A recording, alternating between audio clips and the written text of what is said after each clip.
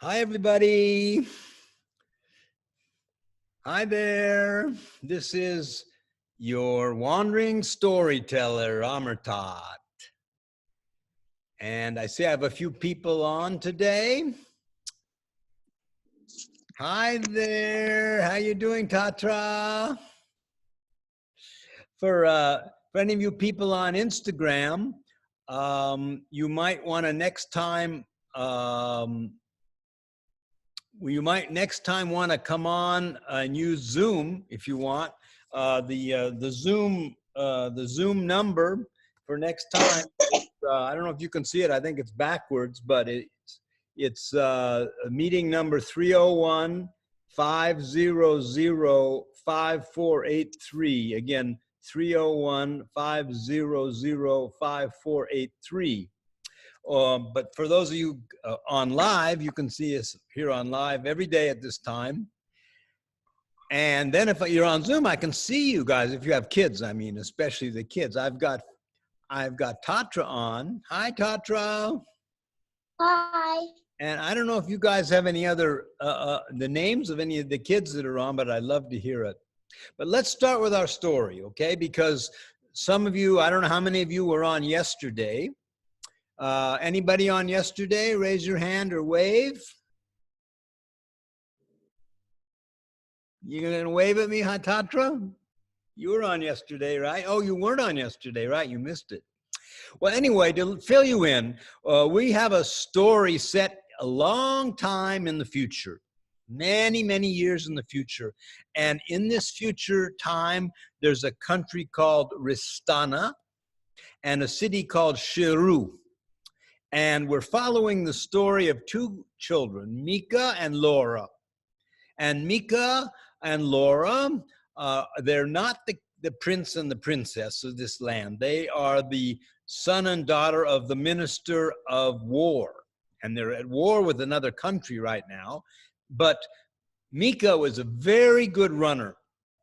And if some of you were here yesterday, you got to hear about the race that Mika ran, and Mika won the race. Even though there were two mean kids there that tied his shoelaces together before he started on the race, and he fell down, but he caught everyone and won the race at the end. And his father, Maxime, the minister of war, greeted him and was taking him home. And as they were going home, three masked men came down from the building above them and surrounded them. And they had long swords in their hand, because in the future day, there are no telephones, there are no guns. It's gone to like old time, before we had electricity and all sorts of modern things. So this is where we left it off. Mika and Lara and their dad, Maxime, are surrounded by these masked people with swords, and they grabbed the father, Maxime, and behind his back put him in handcuffs. So what's going to happen? Maxime, hey, you better let me go, because if you don't let me go, you're going to die. The masked man said, what do you think you're going to do now? Your hands are handcuffed. You better let my daddy go, said Lara. Mika said, and if you're not careful, my daddy's right. You're going to... Oh, yes. Well, we're going to take you to our leader. Now, you come along with us. And they started to push the daddy, Maxime, and the two kids forward. But just at that moment, down from the roof came 20 army men with their army uniforms and their big swords, and they jumped right away on these three masked men, and they put them to the ground, threw them to the ground, put the sword at their throat, and they untied Maxime. Ha ha ha, now who has the laugh, said Maxime. We knew you were coming. We were waiting for you because somebody told us that there were going to be some people after the race to catch me. And so I had all my army people waiting for you. So they grabbed the men, and Mika said, take them to the dungeon. And then he looked at his son, Mika, and he said, Mika, listen. Remember those two kids, those nasty kids that tied your shoelaces together? I told you that something was going to happen to them bad, right? You remember? Well, here they are, and two very big and strong looking army men came out pulling these two kids. Let us go, come on, let us go, no. Mika looked at these two boys and said, why did you guys tie my shoelaces? It was a fair race. You could have ran with me. Maybe you would have won. Well, you wouldn't have won. No, I'm too fast. But why did you do that? And they said, because we'll tell you why. Because we don't like you. You have everything. You live in the prince's castle. You have your dad can give you anything you want. We're just poor kids, and we've worked very hard to get our fast running going. Mika's father, Maxime, the head of the army, looked at these two nasty boys. Well, what am I going to do for you as punishment? Should I put you in the dungeon? What would you do if you were the head of the army? Well, here's what you kids have to do. You know, we have horses here. Your punishment is that you're going to have to go to the stables every day for 2 weeks. And we'll give you shovels and a bucket. And your job is going to be to scoop up the poop from all of those horses and keep that stable clean. And you're lucky it's not going to be worse than that. You're just going to have to shovel poop for 2 weeks. So that was their punishment. Pretty gentle punishment when you think about it, right? And so Mika and Lara and their dad, they got back to the castle. It was really late at night, and they were very tired. And they were with their dog. They were with their dog Ralph and their cat Samantha. Greeted them and came up. You know what cats do when you come home? They come and sort of rub against your leg, right? And they want to get petted, right? And you think Ralph liked that? No, Ralph was jealous. Quiet, Ralph, said Lara. But Lara and Mika went to sleep because the next day was a big day for Lara, because Lara had a dance concert the next day. And she was a special dancer. I told you guys yesterday that in the country of Chiru, they dance a very special way. They dance on their arms. Can you imagine that? All the things that you do in your ballet dances with your feet, they do with their arms. And they use their feet a little bit, but mostly they use their arms, and they push themselves up and land on their feet, and they push themselves up and land on their arms. It's very difficult skill. And so they were going to go to sleep and rest up for that special dance concert. But as they slept, what did they say? When the cat's away, the mice they play. Well, the mice were waiting for nighttime. There was a whole family of mice that lived between the walls of the castle. Hey, come on, guys. Now everybody's asleep. Let's go out and get some food. Yeah, but we gotta watch out for that sneaky cat, Samantha, because, you know, Samantha will eat us up if we're not careful. One of the other mice said, Yeah, but Listen, we played a trick on Samantha today, right? We put some special sleeping powder into her food, so she'll be sleeping so we can go out and have a feast. Come on, let's go out and have a feast. So the mice carefully, and they started to go out into the room. And there's a lot of food in a castle, right? Do you think the king and the queen and their families and everybody has a lot of food in the castle? What do you think, Tatra? Do they have a lot of food in the castle? Yes. Yes, a lot. And they went into the kitchen. And not only was there scraps of food, but somebody had forgotten and put a big piece of cheese on the table. Now, what do mice like the most? Cheese. Cheese. Exactly. And so there were 10 mice, and they scurried up, got on the table, and started hacking that cheese.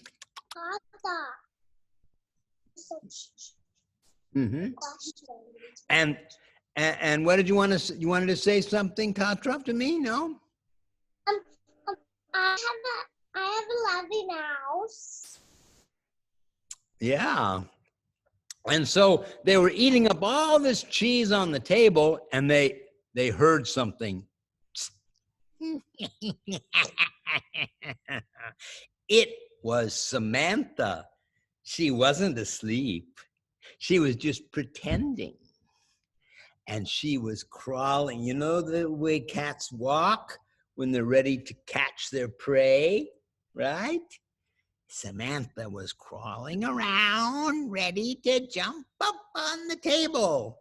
And all the mice were so busy eating the cheese, they didn't notice, except they were very smart mice, because not everyone was allowed to eat. They've got one mouse who has to stand and catch guard. And there was one mouse, he was called the Sergeant of Arms Mouse. And the Sergeant of Arms Mouse was waiting on the table, looking around, didn't see anything, but he heard something. He heard the cat had made a mistake. The cat had touched a piece of paper. Can you hear that? A piece of paper told him the cat was coming. He ran over to the other and said,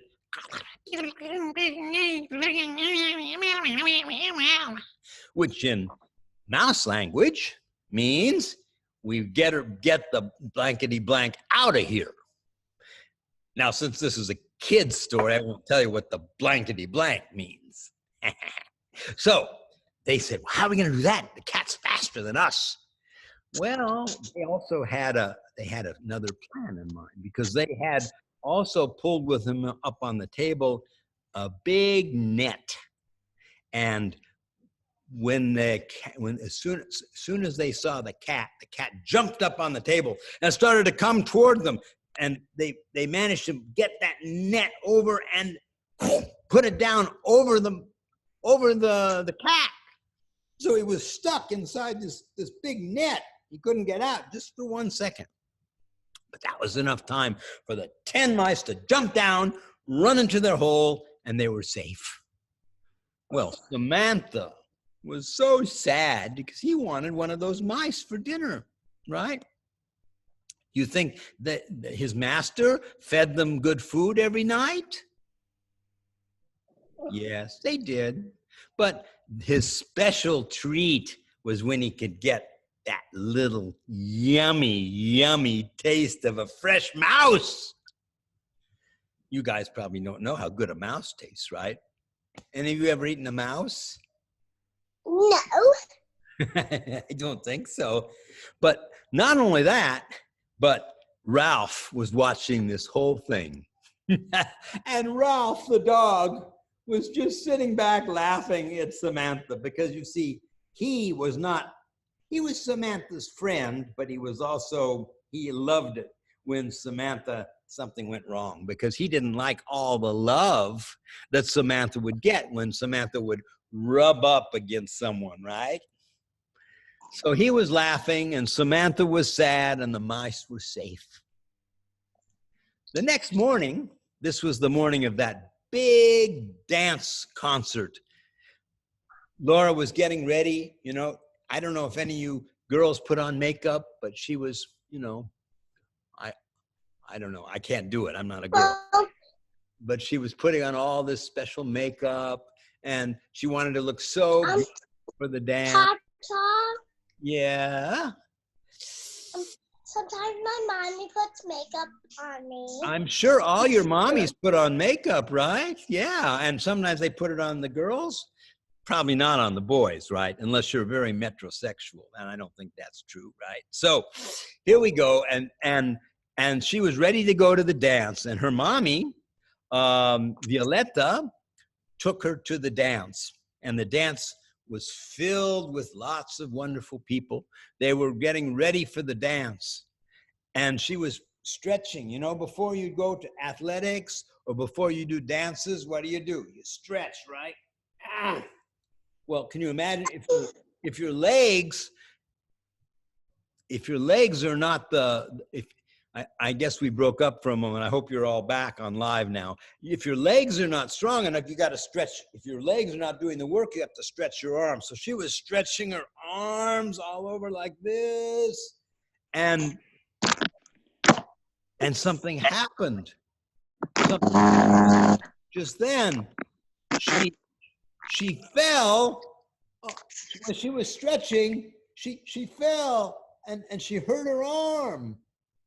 She hurt her arm, and oh, what happened? Did I pull it out of the socket? What's going to happen to my arm? She said, I've got to win this dance competition. And so she only had 10 minutes before the dance competition was going to start. What is she going to do? She looked to her mommy, Violetta. Violetta was a magic mommy. Violetta had all sorts of secret things that she could give that would heal. But you're going to have to wait until tomorrow to find out whether Laura was able to dance in her dance competition and how she got healed, or did she have to go home and take care of her sore arm before she could dance? Remember, she's going to dance on her hand. She has to go to the hospital.